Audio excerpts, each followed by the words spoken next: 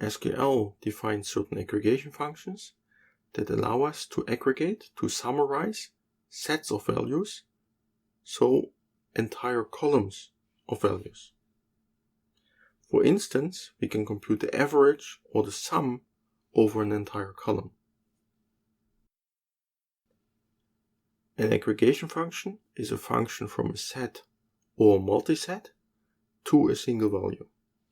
So for instance, the function min takes a set of values and returns the minimum of these values. So in other words, an aggregation function takes as input the set of values in an entire column. So it takes an entire column as input and returns a single value. And I'm mentioning also multiset here because some aggregation functions do take multiplicities into account. So they take into account whether an element appears 2 or 3 times in a certain column.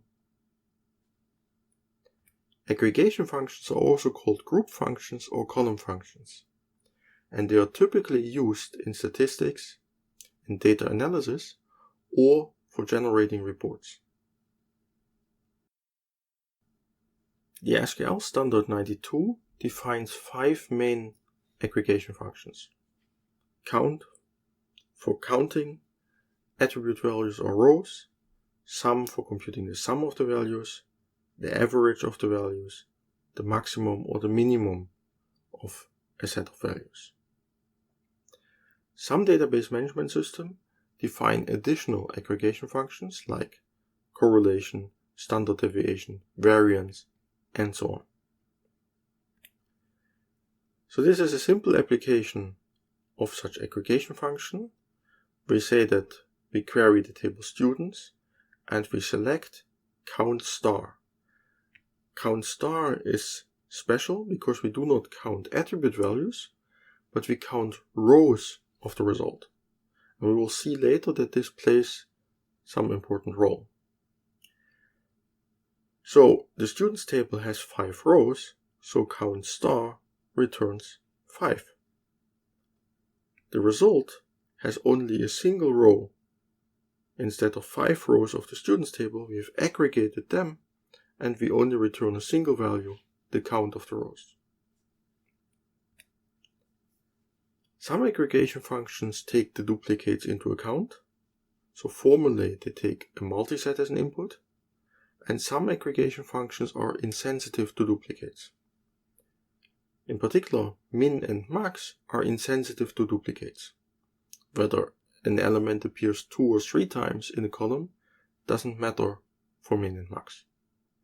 But it matters for sum, count, and average. These aggregation functions take the duplicate attribute values into account. And if we don't want this, if we do not want to take duplicates into account, then SQL allows us to explicitly say that we want to ignore duplicates. So we can say we want to count the distinct values of the attribute A.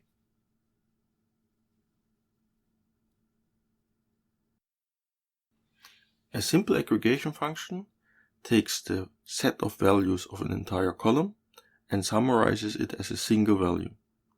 We will later see that we can partition tables into groups, and then we can summarize each group separately to do some more sophisticated aggregations. Let's have a look at a simple aggregation. Here we are querying the results table. We say that we only want to look at homework 1 results. And then in the select clause we say that we want to take on the first column the maximum number of the points, and in the second column the average number of the points of the homework 1 results. In the current database state, there is 3 homework 1 results. The maximum number of points is 10. The average number of points is 8. Let's try to write this query ourselves. How many students have submitted a homework? So, we want to write a query that gives us how many students have submitted a homework. Okay, so clearly we want to have the homework results. We want to query the results table. We want to only look at homework results.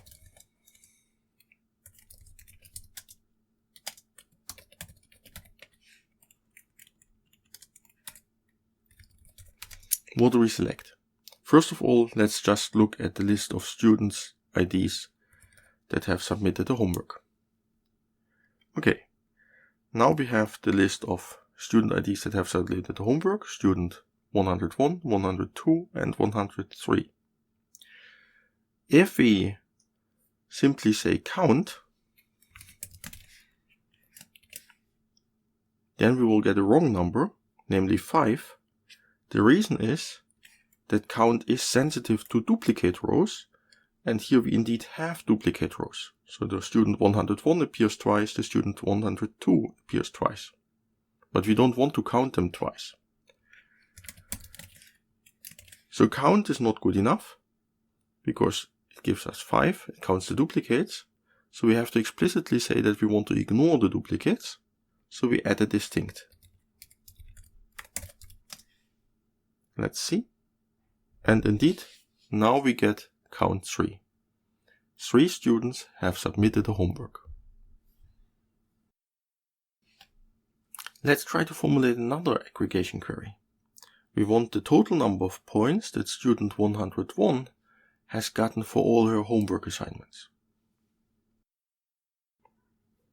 So, we want the total number of homework points of student 101. Again, we're looking at the homework results, so we should query the results table. We want to only look at homework results.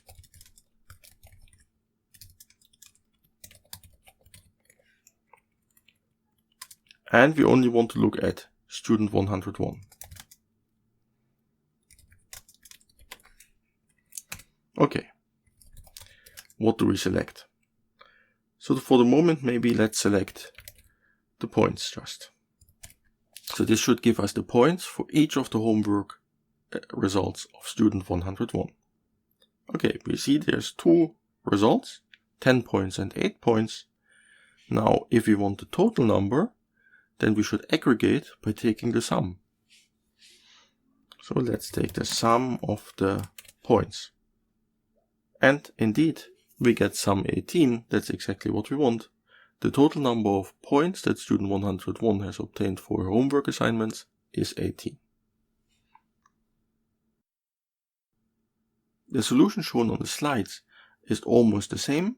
Here's one more addition, namely we rename the column into total points in order to make it nicer readable, and then the table column will indeed be named total points. SQL allows us also to write formulas. So for instance, we can compute the average percentage of the points reached by the students on homework 1 by writing the following formula. We can divide the number of points that are reached by the maximum reached number of points, compute the average over that, and we multiply by 100 to get a nicer value between 0 and 100. So let's try ourselves to write a query with a formula in the select clause. Let's try to compute the total number of homework points of student 101 plus a 3-point bonus. We still have our query that gives us the total number of homework points of student 101. Now we simply want to include the bonus of 3 points. So we simply add 3 points in the select clause.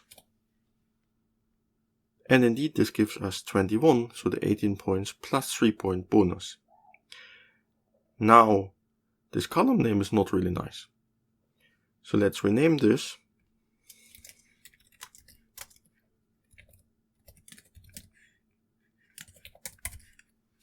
into total with bonus, and let's execute the query again.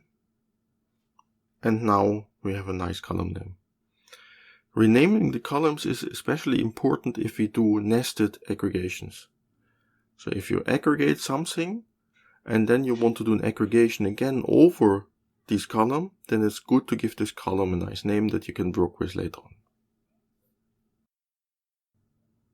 There are a few things that are not allowed. First of all, simple aggregations may not be nested. Also, it wouldn't make sense. For example, what should be the meaning of first taking the average and then taking the sum? The average already maps an entire column to a single value, so the sum of a single value doesn't make much sense. Next, we are not allowed to use aggregations in the where clause. The where clause is a condition for the single rows. So there you can only reference to the attributes of a single row, not to aggregations. We will later see that we can partition tables into groups using group by, and then we will have a where clause for these groups. This is called having, and in this having clause we can use aggregations, but they apply to filtering out entire groups. Finally, if we are using aggregations in the select clause, then we are not allowed to at the same time use simple attributes. Again, later we will see that if we partition tables using the group by, then we are allowed to use certain attributes in the select, namely those by which we have formed the groups. But without group by, we are not allowed to have these attributes. Again, it also doesn't make sense to combine this, because this aggregation maps an entire column to a single value, but this still are values for the single rows. So mixing this doesn't make sense.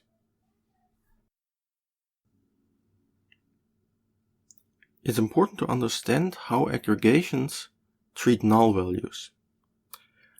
Null values are filtered out before the aggregations are applied. So null values are ignored. There's one exception, and this is the count star, because the count star does not count values, but it counts rows. Let's have a look at that in action. Let's say we select the address from the students table. So we get one column only containing the addresses. George Washington has no address. The value is null. So now let's have a look. We have 1, 2, 3, 4, 5 rows, one of which is null. Now we are applying count. So we are counting how many address values there are. This gives us 4. There's 4 values that are not null. So if you're saying count address, then the null value is ignored. However, this is different if we use count star, because count stars, this exception, it counts rows, not attribute values. Then we get 5. We have 5 rows. If the input set of an aggregation function is empty, then the result of the function will be null. So if a column only contains null values, then the aggregation yields null as well. There's one exception, and that's the count function. The count over an empty input is 0. For the sum function, this might be a bit unintuitive. If you take the sum over an empty input, you may expect that this is 0. However, in SQL, it will be null. And this might actually help, because you can distinguish whether you have a non-empty input that sums up to 0, or you have an empty input. Let's have a look at that in action. You've seen this example before. This is the total number of homework points of student 101.